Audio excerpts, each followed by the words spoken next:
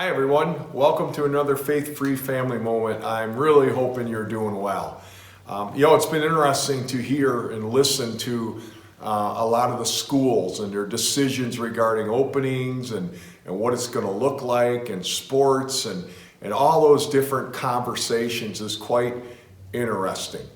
It leaves us as people, and certainly Christians, sometimes scratching our head. I know it does me. I'm amazed, and sometimes I get frustrated, but I'm really amazed that the one who doubts is like the surf of the sea, driven and tossed about by the winds. Let not that man expect that he should receive anything from the Lord. A double-minded man is unstable in all his ways. And as I look around our culture that doesn't have faith, doesn't recognize God's hand upon it, man, isn't instability and unstable like the perfect definition? It really is. And the thrust of James, which we've been looking at, is that as Christians, we wouldn't be unstable. We'd live a stable life, an authentic life. And as we looked at the first verse of chapter 2, there was a principle stated: stop showing favoritism. But as we read on verses 2 through 4, that principle is illustrated. Let's follow along. Chapter 2, verse 2 through 4 of James. For if a man comes into your assembly with a gold ring and dressed in fine clothes, and there also comes in a poor man in dirty clothes, and you pay special attention to the one who is wearing the fine clothes and say, you sit here in a good place, and you say to the poor man, you stand over there or sit down by my footstool, have you not made distinctions among yourselves and become judges with evil motives? Wow, that's kind of in your face, isn't it, a little bit? But the principle, stop showing favoritism, becomes illustrated here. There's two visitors who show up to church. It's no masquerade party, no dress thing. It's just as far as people trying to dress up or down, it's just where the people show up. I mean, it's Sunday morning, it's church. It seems both have come to worship. One seems to have stepped off the pages of GQ. He's got the nice tailored suit, French cuffs, rings on his fingers. He's styling, no doubt about it. The other steps in, however, real ragged clothes. Obvious, doesn't seem to have a lot going for him materially. Doesn't even have a good suit to wear to church. Or if he does, he's not wearing it. It's not deliberately necessarily. He's probably wearing the best he has. Now, first of all, it's clever. There's nothing wrong with being rich. There's nothing wrong with being poor. But there's something wrong when you pay special attention to one and not the other. Verse 3 tells us the ushers step in. And guess who gets preferential treatment? Well, of course, the one with fine clothes, James says. The one with fine clothes gets the fine seat. The one with poor clothes, well, he gets the poor seat or stand in the back. 50 years ago in this country, it would have been said, hey, colored man, you can't come in here. You can't sit here. You need to sit in the back. And see, our country hasn't done so well with that, and still isn't. Because, again, what was the principle that was stated? Don't show favoritism. And that principle is illustrated here. And we can see it have played out in our country and in our world. You see, the issue of prejudice is not skin, it's sin. And this sin is illustrated right here. And it's not just a social problem or a matter of how you were raised. It's not just culture. The Bible calls it favoritism, prejudice, or sin. The major problem with partiality or prejudice is, we're told in verse 4, it's an evil motive.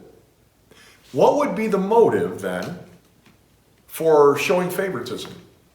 Because it talks about not just behavior here, there's a motive behind. Why would the usher seat the rich person in a good seat and the poor person in a not good seat, or make them stand? What is the motive behind it? What's the motive behind the behavior? Think this through for a moment. What could be a possible motive for showing favoritism or prejudice? Well, there's a couple I can think of. One is, what do I get out of it? In other words, If I show favoritism to the rich person, could be a few bucks in it for me. I scratch your back and you can scratch mine type thing. You have something to give me if I show you favoritism. However, to the poor person, what could they give you? At least in your mind. Your motive is, if your motive is to get something, well, the rich person is the one, in your mind anyways, who you can get something from. So what's your motive? Greed. That's your motive. You want to get something out of it. The poor man can't offer you anything, at least in your mind. So greed's one motive. What's the other motive? Well, if you show favoritism to a rich person, you kind of become a part of that group and there's some notoriety. I mean, who gets notoriety from hanging around a poor person, right? I mean, that seems to be the case. So now it's just not a matter of greed. Now that favoritism has carried it over into this motive of wanting to be liked, this motive of wanting to be popular, wanting to be recognized for being part of the popular group. Well, man, that speaks to teenagers in a heartbeat, doesn't it, teenagers? If you're listening to this, I mean, you want to be popular, right? What is that person sitting alone in the cafeteria? What can they offer you compared to this group of people who seem to be in? You see, this isn't just an adult issue. It's a life issue. And so the evil motive is one of, obviously, you could say, certainly greed, certainly this idea of recognition. And if you hold those things really high, isn't it idolatry? I mean, aren't you holding that in a higher place than God's desires? I mean, it's a serious issue James is getting at. And there's an evil motive behind being prejudiced, racist, classism, culturalism.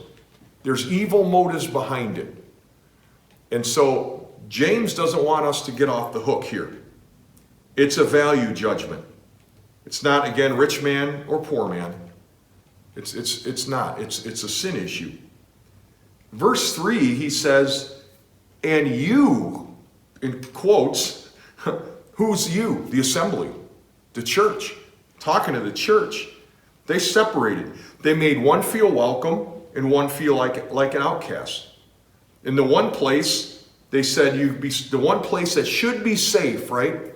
From favoritism, prejudice, classism, the one place should be the church. And I think if James could really lay it out even more blunt, I think he's saying shame on you as a church for showing favoritism, being prejudiced. Shame on you. And let me ask you, how do you feel about prejudice? How do you feel about those who may be walking to church who aren't dressed that way, who are unemployed, or those who are showing mental turmoil? Maybe they're having a therapy or their marriage isn't going good. How do you feel about the youth of our day? This next generation, don't they seem screwed up, right? And you kind of write them all off. How about our senior saints? Do you respect where they've come from? Their commitment, where they're at in their life? How about those who've committed past crimes, past addicts? What about them? I mean, this speaks to us in our everyday interactions as a church. And so, heed James' warning. Search yourself. Search your motives. Because any motive that's not for loving people and accepting them as Jesus made them to be is not a motive that God is pleased with. Instead, James calls it what it is. It's an evil motive.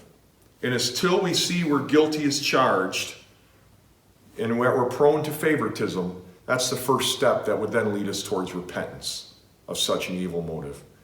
And so I just pray that God continues to change my heart, your heart, that it would align with his heart.